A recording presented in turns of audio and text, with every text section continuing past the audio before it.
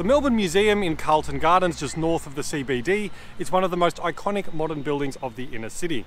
Opened in October 2000, it houses everything from Indigenous art to a giant whale skeleton in the foyer. Now, I recently discovered that this wasn't actually the original plan, and this is what we'll be talking about in today's video. So join me as we explore the history of Melbourne's unbuilt museum. The museum has its roots going back over 160 years to 1854. It was housed for a long time in the building just behind me, which is today the State Library of Victoria, with three other institutions. These were the National Gallery, the Science Museum of Victoria, and the Public Library, all of which operated independently. This complicated arrangement with four different organisations in the same place lasted for a surprisingly long time. But by the 1960s, there was a growing sense that changes needed to be made, especially the need to find a new building to accommodate them all. There was even a proposal in the 1970s to demolish the Queen Victoria Market and replace it with a new museum and library, before it was stopped by huge community and union opposition. So the state government of the time, under Premier Rupert Hamer, got to work to resolve these issues. There were many proposals at the time, including building two new buildings to house both the State Library and the National Museum on the site of the former Queen Victoria Hospital between Lonsdale and Little Lonsdale Streets, which is today the QV Shopping Centre and residential development. Of particular interest to us is that on the 18th of May 1981, which was also International Museum Day, Victorian Arts Minister Norman Lacey delivered a speech to the Victorian branch of the Museums Association of Australia. In it, he outlined a new plan.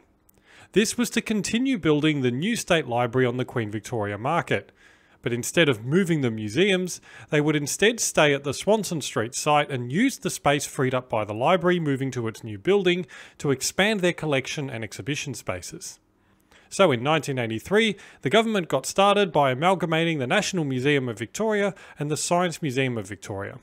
Their first job was to figure out how to make the most of this arrangement. In July 1985, led by its director Bob Edwards, they released their plan to keep the museum's main building on Swanston and Russell Streets, but have up to 10 other branches based around various themes. This map shows the plan, including two regional sites in Geelong and the Grampians. Interestingly, Museum Station, today called Melbourne Central, would have played an integral role in these plans. The underground station would have hosted rotating library exhibitions, as well as having an underground tunnel underneath Swanston Street linking the two buildings together. This, in fact, is why the original name of Melbourne Central was museum in the first place. The plan to build on the Queen Victoria Hospital site was kept alive though. In 1986, the state government held a competition for architects to submit plans and a winning design was chosen. But these were scrapped soon afterwards. With a projected cost of $300 million, the state government said that it couldn't afford such a project.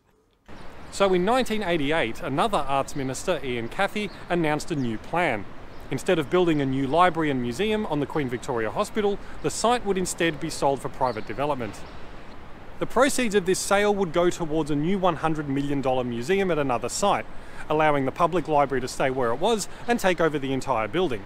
But this wasn't popular with large sections of the public, with lots of protests, petitions and media articles condemning the use of the old building for the library and even calling for its demolition, which is an interesting contrast to today, where the State Library of Victoria buildings are pretty much universally admired.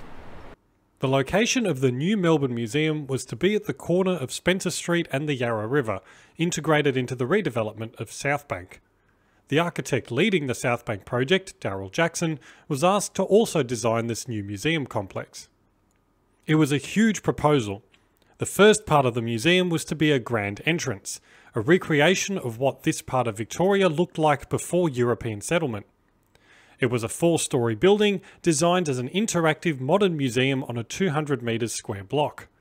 Normanby Road and Lorimer Street nearby would be closed to traffic to create more space, and public areas along the Yarra River would be integrated into the precinct.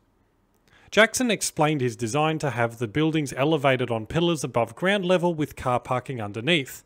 Should the river flood or climate change make sea levels rise, then the museum and its contents would be safe. Other sections of the complex would include live archaeological digs that visitors could observe, restaurants and a 3D cinema. Amidst a lot of excitement, the main museum was planned to open in 1994, but alas, this was not to be the case. The election of the Jeff Kennett-led state government in October 1992 finally spelled the end of this project. The Liberal Party had taken a policy to both this and the previous election to cancel or amend the plans.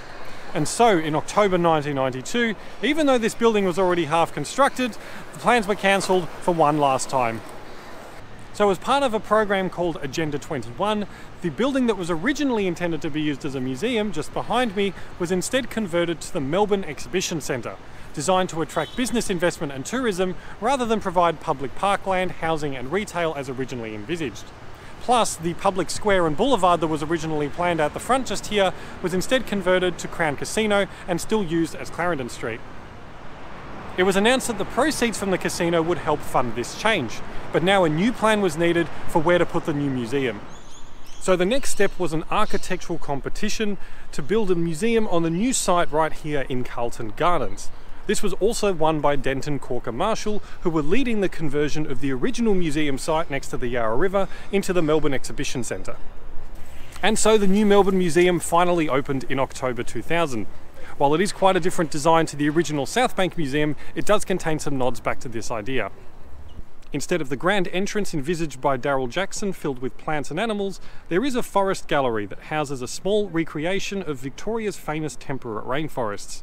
And the 3D cinema, originally part of the South Bank Museum, is today the IMAX complex right next door.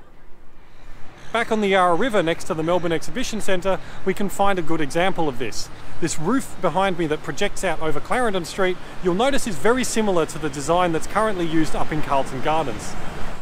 As for the other museums, the Division of Science and Technology moved to Science Works in Spotswood in 1991.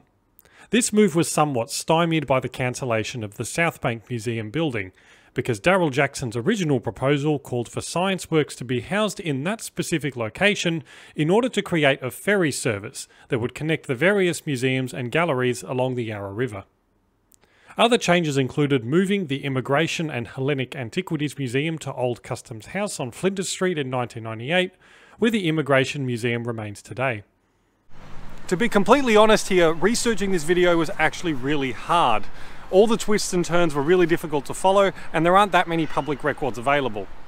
It was also hard to gauge what the public reaction was then and what it is now to all these changes of plans. Probably because there were so many of them, but also because many people have forgotten about this. So if you were around when all this was happening, what were your thoughts on what was going on? And even if you weren't, what do you think about the original plans and designs? Let us know your memories and thoughts in the comment section below. Thanks for watching. If you enjoyed it and would like to see more, please subscribe to my channel so that you can stay up to date on future videos. Also feel free to check out my website at philipmallis.com. Thanks again, and I'll see you next time.